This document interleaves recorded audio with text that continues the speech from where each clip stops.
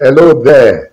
I want to welcome you to another edition of Leading Edge. I do hope these sessions have been very useful to you. And let me also thank all of you who are joining us from everywhere for keeping faith week after week. Today I'll be sharing something I consider very important. It may look small, but I think it's very important. I'm going to be sharing with you on managing today's activities for tomorrow's greatness. Let me start by saying today matters. Today matters. That's a book by John Maxwell.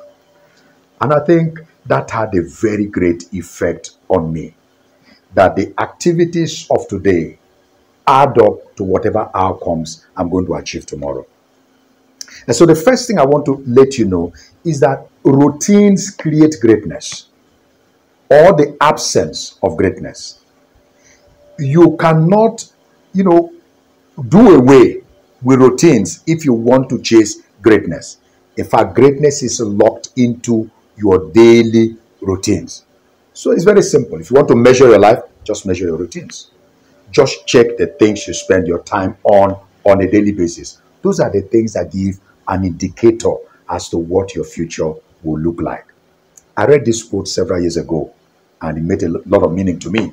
It said, you can play today and pay tomorrow, or you can pay today and play tomorrow. I think that's powerful. That I can invest my life today, make sacrifices, deny myself of things today, and it will unlock a more restful future for me. Or the other way, I can spend today playing around, doing little nothings, and then tomorrow I will suffer for it. Now, one of my books, God on My Right Hand, came with such an incredible experience for me.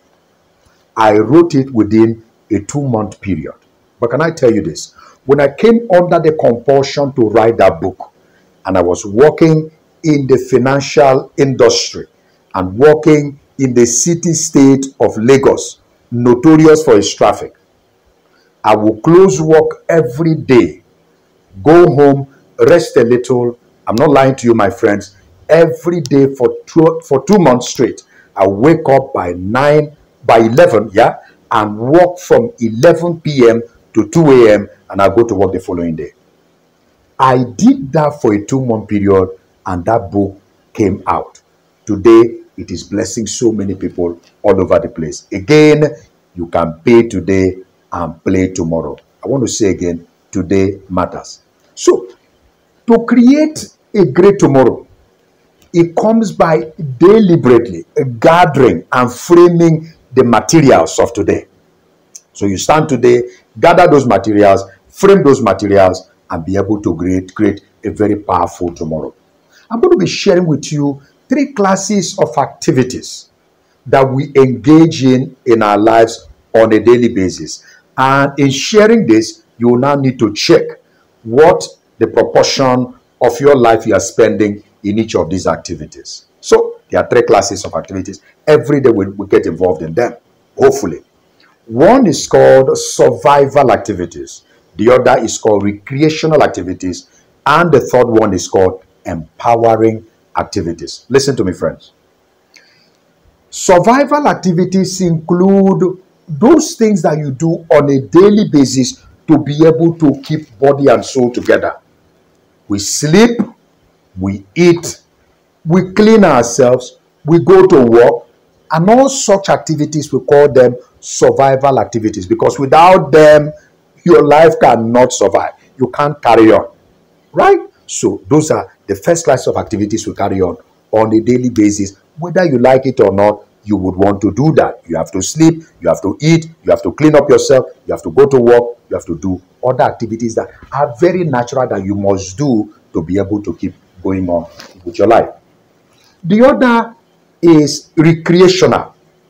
The recreational activities, of course, include sports and games, fun times in movies, parks, beaches, etc., etc. All the things you do to be able to relax in your life. So they form what is called recreational activities. And then the last one is called empowering activities. Empowering activities include things like reading, writing, thinking, planning, relating or connecting, praying, learning new skills or new things, and so on and so forth. Things in that order, right? Let me say, first of all, that all of these three classes of activities are important for a balanced life. But hear this: you cannot ignore survival and recreational activities. They sustain your body and mind. So they are needed. They are important. But don't invest all your time just in survival and recreational activities. You know why? Because greatness often resides in periodic breaks from recreational and survival activities. I will explain that to you. You see, if you want to be great, though sleeping is a survival activity, eating is a survival activity, and the rest of them, sometimes you have to take a break from them in order to push yourself forward more. That is why we fast. That is why we go on retreats. That's why we stay awake in the night to do a few things, like I did during the writing of my book, God of My Right Hand. I read this many years ago, and again it made an impact in me, that if you sleep 8 hours in a day, every day, averagely 8 hours every day, by the time you are at age 30, you would have slept for days of your life. 1/3 of your life would have been spent sleeping. So this is what I mean by saying to you, yes, though recreational and survival activities are important, you must have control over them so that you find time for the other part of activities that I find very important. I want to share that with you. So let's talk about the value of empowering activities. Listen, greatness is delivered through empowering activities. You can live a regular, normal life just playing around the first two sets of activities, survival and recreational. But if you want to unlock yourself for greatness, for relevance, for significance in life, you must learn how to engage in empowering activities. Eventually, empowering activities constitute the 20% of your life activities that give you the 80% of your huge life outcomes. Right. Let me take you through the nature of empowering activities. And by the time you look at the nature of empowering activities, you begin to understand why so many people don't easily spend their time in that box. All right? Number one, empowering activities often don't come natural to us. Take note of that. They don't come natural, right? Going to sit down and thinking. And I do hope you understand what I mean by thinking. Thinking is not worrying, right? So taking some time off to just reflect and think and plan and position yourself, they don't come natural. Spending time to read often does not come natural for so many people. So notice this. It can be natural to feel sleepy. It can be natural to feel hungry, but it is often not natural to feel like reading, to feel like learning a new skill, to feel like writing, and so on and so forth. So number one, empowering activities don't come natural. They are products of deliberate discipline. You need to deliberately speak to yourself and engage in them. All right? That is why it doesn't happen for everybody. Okay? Because it requires deliberate discipline. And they are typically not urgent. Right? You can feel so sleepy that even if you don't want it, it will catch you. But not so with empowering activities. They don't often require urgency. They are things we easily defer. That is why often we don't do them. They can wait. That is what we tell ourselves. They can wait. All right? Listen. They are often done best in isolation. It's not often done in a crowd. Most of these things are not done in the crowd. So it requires isolation. Again, that is why it's not too exciting. All right? To read, to write, to think, to learn something. okay, because often you have to do it in isolation. But can I tell you this also? Their rewards are not often immediate. That is another problem with empowering activities. Their rewards are not immediate. So often you don't see them immediately. They are like the roots of a tree. You don't see even the progress you are making. You don't see it immediately. It will take a long time before you start seeing whatever reward from them. And so, like fruits, like roots, they secure great fruits of tomorrow.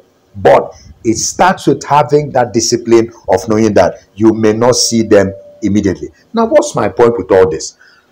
Your growth in life is proportionate to the level of your investment in empowering activities. So it's okay to have the regular survival activities. Listen to me. I'm not by any way, bringing down the value of sleep. They help you recreate yourself, or bringing down the value of eating and so on and so forth, or getting engaged in sporting activities. I do all of those things, my friends. Right.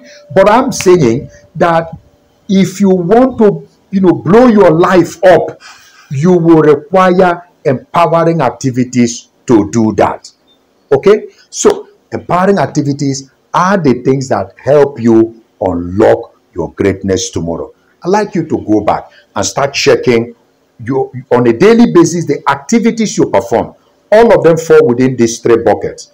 But please, my friends, spend a little more time to review what you do in terms of empowering activities. Again, I tell you the three classes. You have survival activities, you have recreational activities, you have empowering activities. But greatness resides in how much you invest in those empowering activities. All right. So this brings us to the end of the session today. And I do hope it's been a useful time for you. I'd like to encourage you to subscribe on our YouTube channel to continue to get these sessions on a weekly basis. And do follow us on our various social media handles. This has been Leading Edge. Thank you for joining us again for today.